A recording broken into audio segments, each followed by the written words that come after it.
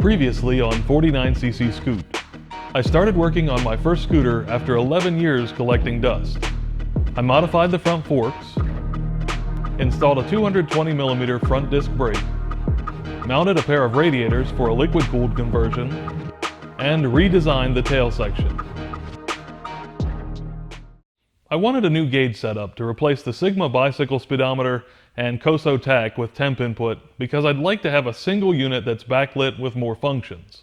I spent quite a bit of time on AliExpress and Amazon trying to find a cheap all-in-one, but anything I found that had most of the features that I wanted wasn't suitable for an engine that sees 14,000 RPM and beyond. I've got Trailtech Vapors on all of my other small scoots, so that was my first thought. But I decided to try something different for a change and picked up a Stage6 speedometer from scootertuning.ca. Be sure to visit scootertuning.ca if you need anything for your build. They carry top quality parts at reasonable prices and offer fast shipping. Scooter Tuning also supports this channel, so shop with people that support the hobby that we enjoy. That's scootertuning.ca. The Stage6 speedometer is full of features, including speedometer, tachometer, 2 temperature inputs, fuel level, voltmeter, trip odometers, and it even has its own built-in performance meter that can do things like 0 to 60 or 1/8 mile, for example. The only thing that I didn't like about it is that Trailtech has a more extensive line of optional sensors and accessories, but the Vapors that I use can't do fuel level, volts, or any performance tests. I removed the wiring harness from the bike because I wanted to go over it and see what I could remove and add a few things to work with a gauge, water pump, and lighting. I had also removed the Wolo bad boy horn before this. I liked the very loud horn, but it takes up a lot of room and it had to have its own relay, so I plan to go back to a standard horn.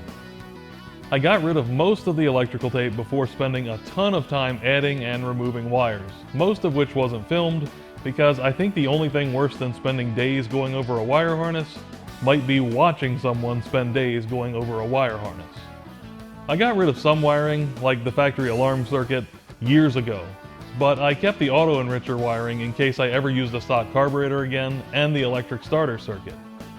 After all the years on big strokers and more recently racing setups, I realize now that I wouldn't be happy with any setup using a stock carb, and it's pretty unlikely that I want the extra weight of a starter clutch on the crank, so I finally got rid of the enricher and e-start wiring. I had to add fuel level wires because I deleted those when I stopped using the factory instrument cluster.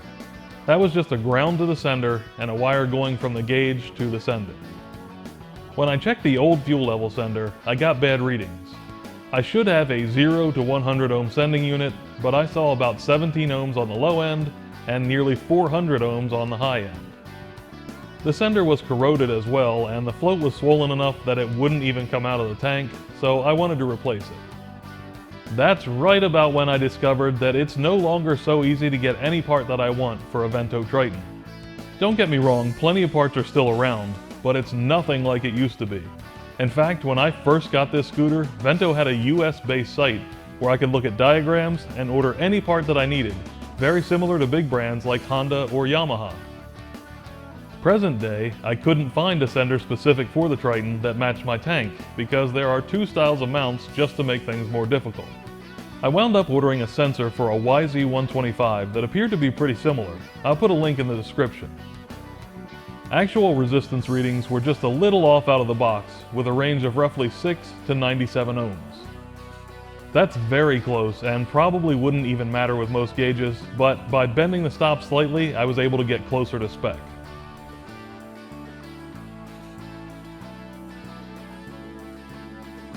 The only major issue I found with the YZ125 sending unit is that the float arm is a different shape, so it wouldn't work with the tank as is. I bent it to match the stock part, but the arm is a little bit longer. I also had to grind a little off of the sender as shown, because it was running into the hole in my tank and preventing the mounting holes from aligning. Once installed, it worked out really well though, with actual in-tank readings of 99 ohms empty and 3 ohms full. I added a single connector to supply the gauge with battery power, ignition switch power, ground, the fuel level signal, and tach signal from ignition coil positive. I installed a water pump power circuit with a relay triggered by key on, and also added a relay to supply battery power to the headlight switch when the key is on. That way, all of the lighting is switched to battery power instead of stator power, so they won't dim or flicker at low RPM. The only downside is that the lights can drain the battery instead of flickering when there's not much charging power, but I didn't think it would be a major issue since everything would be LED when I was finished. I bought an LED BA20D bulb with a yellow low beam and a white high beam for $5 on AliExpress, but I no longer had a headlight socket because I think I used it for another scooter long ago. I ordered a socket on eBay that I thought would work, but it was too small for the housing. I found one that I had in my Tao at one point, and it was tighter than I'd like in the housing, but able to work. That socket needed new pins, so I swapped the stuff from the eBay socket over and used a 4-pin connector to match this scooter.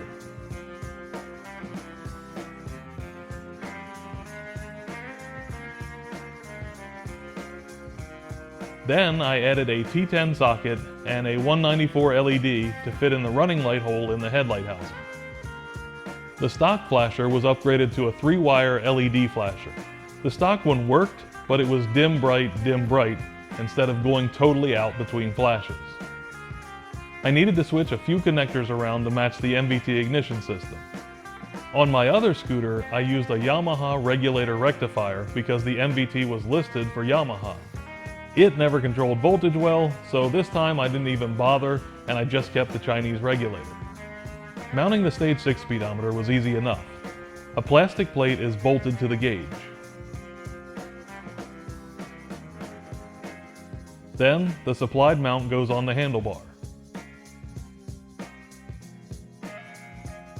The gauge just pushes into place and locks in. The gauge is built to dampen vibration, so it has what seems to me like an awful lot of play, but it doesn't feel like it would come off accidentally. Stage 6 includes brackets intended to go on 8 or 10 mm caliper bolts to mount the speed sensor and align it with magnets on the brake rotor. I wanted to use an existing magnet on the outer rim of the wheel, so I made up a bushing that would let me use an M6 bolt to match a tab on the fork.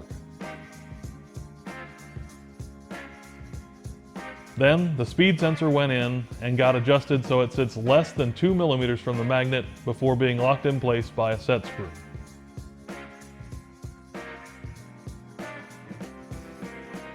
At this point, the wiring harness was reinstalled so I could find out what worked and what didn't.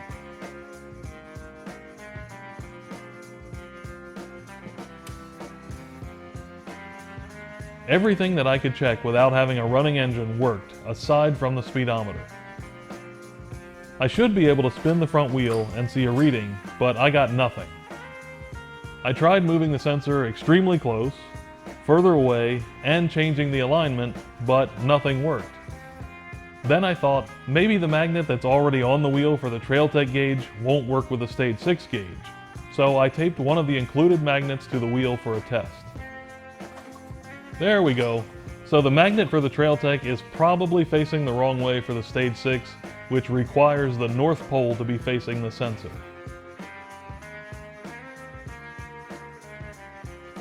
I propped the wheel up so the outer edge where the magnet would mount was roughly level and used JB clear weld to glue it on. If you don't get the wheel level, any epoxy that isn't ultra thick is going to flow where gravity wants it to go to some degree. The only thing left for the gauge wiring was to get the wires in place for 2 different temperature monitors.